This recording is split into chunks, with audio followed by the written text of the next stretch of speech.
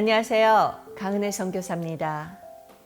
신앙생활에서 기도가 매우 중요하다는 사실을 우리 모두가 다 알고 있지만 기도하는 것이 쉽지는 않은데요. 그렇다면 우리가 기도하게 될 때는 언제일까요?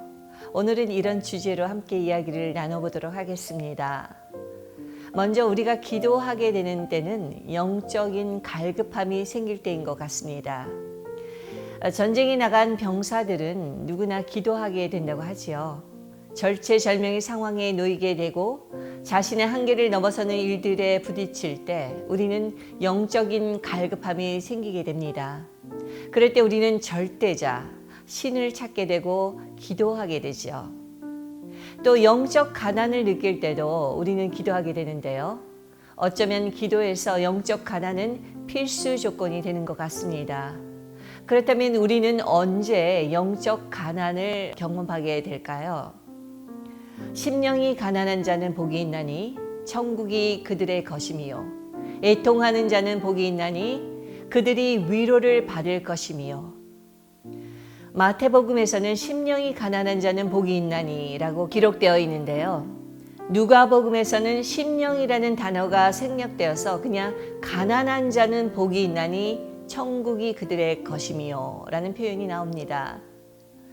어쩌면 우리는 물질적으로 어려울 때 마음이 가장 가난해지기 쉬울지 모릅니다. 당장 내일 먹을 것이 없어서 한숨 쉴 때, 또 직장을 잃거나 사업에 실패해서 앞날이 막막할 때도 우리의 심령은 가난함을 느낍니다. 그 외에도 사랑하는 사람, 또 너무나 의지했던 사람을 상실했을 때, 또 늙고 병들어 아무도 나를 찾아와 주지 않을 때도 영적인 가난함, 나아가 애통함을 느끼게 되죠. 간혹 고독사하는 노인분들의 이야기를 뉴스를 통해 듣기도 하는데요. 외로움과 싸우며 고독 속에 살아야만 했던 그분들의 삶을 생각하면 마음이 짠해집니다. 살아가면서 이 세상에서는 그 어떤 것도 의지할 것이 없다고 느껴질 때, 배신과 거절로 마음이 깨어지고 방황할 때도 그 사람의 심령은 가난하고 애통하게 되죠. 가난해지면 심지어 친구나 가족들마저 떠나버리는 경우가 있잖아요. 세상에 이런 처지에 놓인 사람들을 박복하다며 손가락질하기도 합니다. 그런데 주님은 반대로 이런 사람들이 복이 있다고 말씀을 하고 계시는 거예요. 언뜻 보면 이해가 가지 않잖아요. 그것은 우리 인간은 심령이 가난해질 때 절대자이신 하나님을 진심으로 간절히 찾게 되고 마음이 애통할 때 우리 자아는 깨어지면서 영적인 세계가 열리기 시작하기 때문이죠. 나의 사랑하는 자들이 나의 사랑을 입으며 나를 간절히 찾는 자가 나를 만날 것임이라. 이렇게 잠언 말씀처럼 마음이 가난하고 애통할 때 바로 이 말씀이 실현되는 순간이기도 합니다. 마치 엄마를 잃어버린 아이가 두려움 속에 울음을 터뜨리며 처절하게 엄마의 이름을 부르는 것처럼 심령이 가난한 자, 애통하는 자는 주님만을 애절하게 찾게 되죠. 심령이 가난하고 마음이 애통할 때 하나님 한 분만을 애타게 찾기 시작할 그때가 당신의 잃어버린 자녀들 향한 하나님의 관심이 가장 집중되는 때인데요. 하나님께서 구하시는 제사는 상한 심령이라. 하나님이여 상하고 통회하는 마음을 주께서 멸시하지 아니하시리이다. 다윗의 이 고백처럼 상하고 통회하는 마음으로 하나님께 나오는 것을 하나님께서는 매우 기뻐하신다는 사실을 우리는 알 수 있습니다. 이때 우리는 이전에는 듣기만 했던 그 살아계신 하나님을 친히 보고 만질 수 있고 천국의 위로를 경험할 수 있기 때문에 주님은 심령이 가난한 자의 복을 언급하셨고 애통하는 자에게 임할 천상의 참된 위로를 말씀하고 계시는 것입니다. 세 번째로 우리는 두려움을 느낄 때 기도하게 됩니다. 성경학자들은 성경에 두려워하지 말라는 표현이 366번 나온다고 하지요. 그것은 우리가 인생을 살아가는 가운데 아마도 매일같이 우리를 두렵게 하는 일들이 생기기 때문에 두려워하지 말라고 하는 상징적인 숫자인 것 같습니다. 두려움의 원인은 여러 가지 있겠지만 욕심과 죄로 생긴 두려움, 또 죽음과 미래에 대한 두려움도 있을 것입니다. 심령이 여리고 유약한 사람들, 특히 육체적, 정신적 충격, 트라우마를 경험한 사람들은 그렇지 않은 사람보다 더 많은 두려움과 염려, 그리고 근심 속에 살아간다고 하지요. 이렇게 우리는 많은 두려움과 염려 속에 살아가지만 잘 생각해 보면 두려움이 반드시 나쁜 것만은 아니라는 생각이 듭니다. 왜냐하면 두려움을 느낄 때 우리는 기도하게 되고 또 두려움을 느낄 때 우리는 하나님을 찾기 시작하기 때문이지요. 어떤 분들 중에는 낙천적인 성격 때문에 또 초긍정적인 성격 때문에 어려운 일을 만나도 그냥 편안하게 잠자고 아무렇지도 않게 일상을 살아가는 사람들도 있는데요. 이렇게 되면 하나님을 간절히 찾기가 어려워지죠. 사실 성격이 낙천적인 것과 믿음은 다른 차원입니다.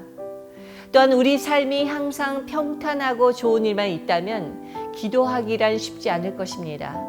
어떤 의미에서 두려움은 우리 인생의 적신호등이 켜졌다는 것이며 경각심과 함께 기도해야 하는 때가 왔음을 알려주는 하나님의 경종이기도 한데요. 자신이 느끼는 두려움의 실체가 무엇인지 기도를 통하여 알아내는 것, 나아가 두려움을 통하여 하나님께서 우리에게 말씀하시려는 것을 들으려는 마음과 자세가 바로 기도인 것이죠. 그러므로 두려움을 느낄 때 우리는 기도의 자리로 돌아와야 합니다. 두려워하지 말라, 내가 너와 함께 함이라. 놀라지 말라, 나는 내 하나님이 됨이라. 내가 너를 굳세게 하리라. 참으로 너를 도와주리라. 참으로 나의 의로운 오른손으로 너를 붙들리라. 그렇습니다.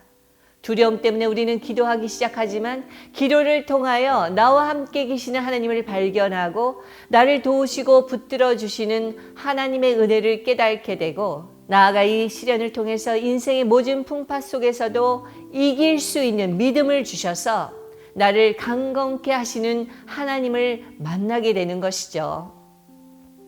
두려움이 있을 때 하나님의 이름을 부르며 조용히 심호흡을 몇 번만 해도 마음이 달라지는 것을 느끼실 겁니다.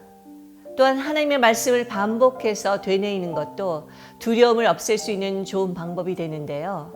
마음이 불안한 사람들은 낮은 소리를 내서 기도하면 얼마 지나지 않아 평화를 경험하게 될 것입니다. 또한 가슴이 답답한 사람은 배에 힘을 주고 방언이나 소리를 내어 부르짖으며 기도하게 되면 심령의 후련함을 느끼게 될 것입니다. 보통 조용하고 정적인 사람은 발성기도와 같은 부르짖는 기도를 잘 하지 못하는데요. 이런 분들은 발성기도, 부르짖는 기도를 더욱더 적극적으로 할 때 자신의 소심하고 내성적인 성격을 극복하고 영혼의 담대함을 얻을 수 있습니다. 반면에 말이 많고 활동적이고 외향적인 사람은 반대로 묵상 기도를 많이 함으로써 마음을 차분하게 하여 자신의 감정과 행동을 절제할 수 있도록 해야 합니다. 우리가 이러한 영적 원리를 배워서 자신의 연약한 부분을 보완하여 기도한다면 더 효과적으로 기도할 수 있게 됩니다. 두려움이 몰려올 때 우리는 약속의 말씀을 붙잡고 기도함으로 빛 가운데로 나아가야 합니다. 그리고 마음이 가난하고 애통한 마음이 있을 때 주저하지 말고 주님을 찾으십시오. 그럴 때 나를 간절히 찾는 자가 나를 만날 것이라 고 말씀하신 하나님께서 여러분을 반드시 만나 주실 것입니다. 할렐루야! 함께 기도하시겠습니다. 심령이 가난한 자는 복이 있나니 천국이 그들의 것이며 애통하는 자는 복이 있나니 그들이 위로를 받을 것이며 사랑하는 주님, 오늘 심령이 가난한 자의 복과 애통하는 자의 참된 위로에 대해 말씀해 주시니 감사드립니다. 마음이 가난하고 애통할 때 주님을 만나고 천국의 위로를 받을 수 있는 기회임을 알게 되었습니다.